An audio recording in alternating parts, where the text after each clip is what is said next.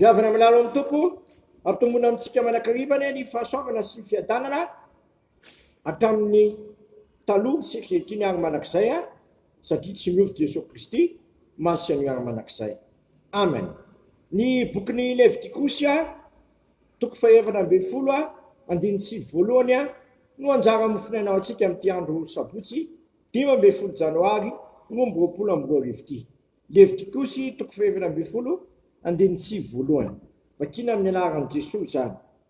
Ary Jehova miteny tamin'i Mosesy ka nanao hoe izao ny lalàna ny amboka amin'ny andro fanadiovana azy, hoentina nampisorona izy ka divoaka eny ivelan'ny tompoy ny mpisorona ka hizaha azy.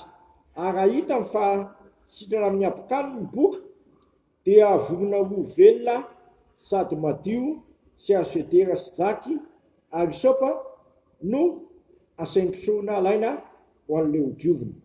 Ary asain'ny hovonoana ny vorona anankiray eo ambonin'ny vilany tany izay misy rano nalaina tamin'ny rano mandeha, ary alainy ny vorona velona sy ny azo federa sy ny jaky ary ny sopa dia tsopiny ireo mba amin'ny vorona velona eo amin'ny rano vorona izay nivonoana teo ambony rano nalaina tamin'ny rano mandeha. Dia ho fafazany impito ilay diovina ho afaka amin'ny apokany ka ataony hoe madio ary alefany ny vorona velona.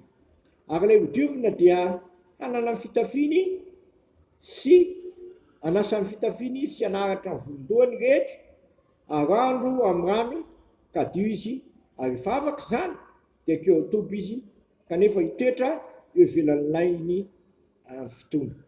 Ary amin'ny andro fafito dia anaratra ny volony rehetra izy, na ny volondohany, na ny somony, na ny manjamasony, ny volony rehetra ho aratany avokoa ary anasany fitafiny izy, sady andro amin'ny rano dia adio izy. May masolo manamasinana amin'ny fahamarinana, ny teninao ny fahamarinana. Amen. Noho ny anazavana zany mofinaina zany dia hivavaka isika. Misaotranao izay raha eo fa noenao indray ny mofinaina izay ho anay amin'ity andro ity. Ko ambanginy ny feo rehetra izay tsy avy aminao voaka ny fenao rery ihany no anakoako amponay. Dia miteneny ianao Jesosy voninkazo izay mpanomponao. Amin'ny anaranao Jesosy teny tokanofo naovana izany vavaka izany. Amen. Ny abokana atao amin'ny soratra masina dia mariky ny fahalotoana. Eto dia misy dingana maromaro entina hanadiovana ny olona izay tratran'ny abokana. Lazaina mihitsy ny teny hoe impito, izany hoe averimberina matetika lay fanadiovana.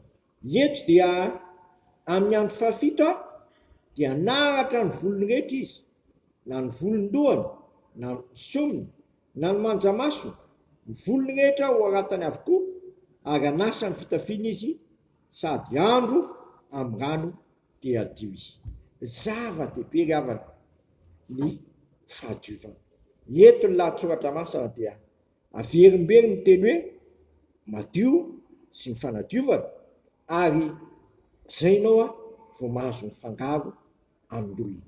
Fa raha tsy zany dia lazaina fa adio izy, ary rehefa afaka izany dia akeo amin'ny tompo izy kanefa hitoetra eo ivelan'ny lainy afotoana. Mbola jerena tsara hoe mivoatra tsara ve ilay asa fanadiovana sy fiarakarana zay vao afaka mifangaro amin'ny olona rehetra, fa ambara-pahatonga an'izay mbola mijanona afotoana any ivelan'ny lain'ny tompo.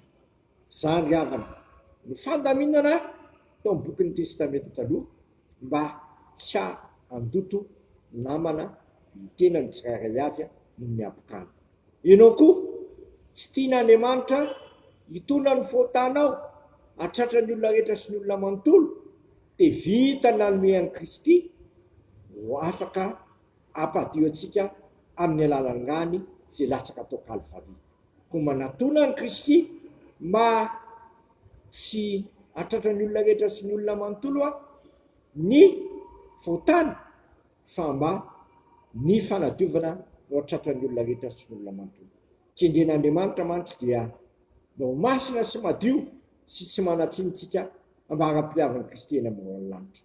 Koa amin'ity androny ity, atoloha ny tenanao fa Jesosy raha teo nefa ny teny hoe raha tsy ho sasako ianareo dia tsy hanana anjara ho amiko. Rany Kristy ampampadio antsika ho afaka ny tsy fahamarinana rehetra. Manatona amin'ny tompo dia nanantona anao izy ary aza misalasala fa vonona andray asy alao izay mpanota izay mibebaka izy. Amen. Misaotra anao izay raha eo fa tsy tianao izay ratondra faratsiana eto amin'ity zao tontolo zao ity sy ny manodidina anay.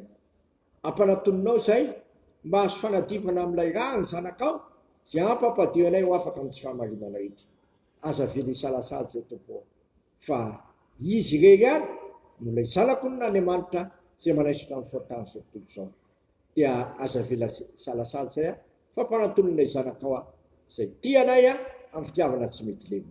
Sitrakainy ary hivavaka hoe anay izay ny an-danitra amasina ny anaranao no tonga ny fanjakanao ataonay sitraponao ity tany tahaka ny an-danitra. Menyaniny anina sahazo anay mamelany elokay tahaka na melana izay miloka taminay izay mitondra anay amin'ny fakapanahy fa manafanay amin'ny ratsy anao fanjakana sy ny hery ary voninahitra manakizay. Amen. Tanterahany tompo amintsika ny zao tsodrano zay tononona amin'ny naharaisana kara-fanamasina izao. Raiso izany amin'ny naharaisana kara-fanamasina ary raiso amin'ny finoana sy fanantenana izany tsodranomasina izany. Ary Andriamanitra ny fiadanana ny hamasinanareo ka hokarovany avokoa ny fanahinareo sy ny anareo amin'ny tenanareo mitanteraka ka tsy hanatsiny amin'ny fiaviany Jesosy Kristy tombontsika. Matoky sy ny antso anareo fa izy ihany no hanefa izany ino ilay zanakon'Andriamanitra izay manaisitra amin'ny foatany zao tontolo zao. Amen. Voninahitra ny ho an'Andriamanitra irery ihany amin'ny anaran'ny Ray sy ny Zanaka ary ny fanahy masina. Amen.